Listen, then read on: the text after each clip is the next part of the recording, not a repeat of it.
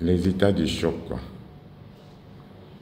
Comme définition, nous dirons qu'un état de choc est une insuffisance circulatoire aiguë qui entraîne une hypoperfusion tissulaire.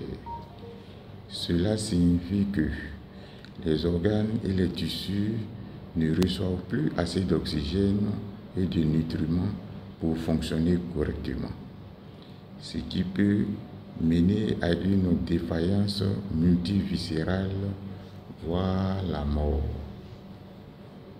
Les signes cliniques: l'hypotension artérielle, tachycardie, trouble de la conscience, les marbrures avec les extrémités froides, peut avoir une oligurie, une polypnie et les lactates sont élevés.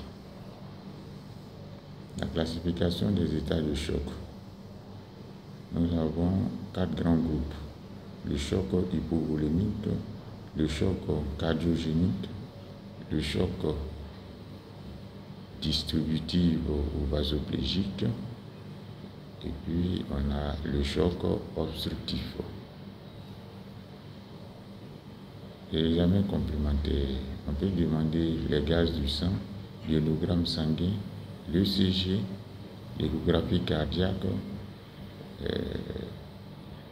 un examen comme une biologie qui peut renfermer une numération formule sanguine, un CRP, une pneumoculture. On peut demander aussi une radio thoracique, un scanner si nécessaire. La prise en charge initiale. La prise en charge initiale repose sur l'ABCDE. Le ROE qui consiste à la libération des voies aériennes pour avoir cette perméabilité des voies aériennes, s'assurer que rien n'encombre la voie aérienne. Ensuite, on a le breathing, qui est une oxygénation. On peut faire une ventilation si besoin. La circulation, qui est un remplissage vasculaire avec les solutés, principalement les cristalloïdes dans les vasopresseurs. Ensuite, on a un disability neurologique avec la surveillance du Glasgow et puis des pupilles. On va faire un examen complet à la recherche des causes du coma. Un traitement spécifique selon le type de choc. Dans le choc hypovolémique, faire un remplissage vasculaire avec les cristalloïdes et faire une transfusion si hémorragie et puis traiter les causes en effectuant une chirurgie ou une hémostase. Dans le choc cardiogénique, on utilise la dobutamine qui est un nitrotope.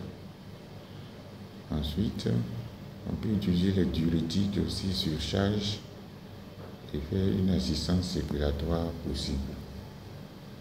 Dans le choc septique, il faut donner rapidement, dans l'heure qui suit, des antibiotiques, faire un remplissage vasculaire, donner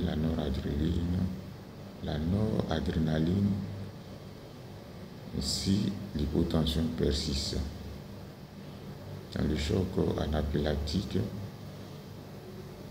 l'adrénaline en IM ou en IV, donner des antihistaminiques, des corticoïdes, faire une oxygénothérapie et faire un remplissage. Dans le choc obstructif, il faut lever l'obstacle. Merci de votre aimable attention.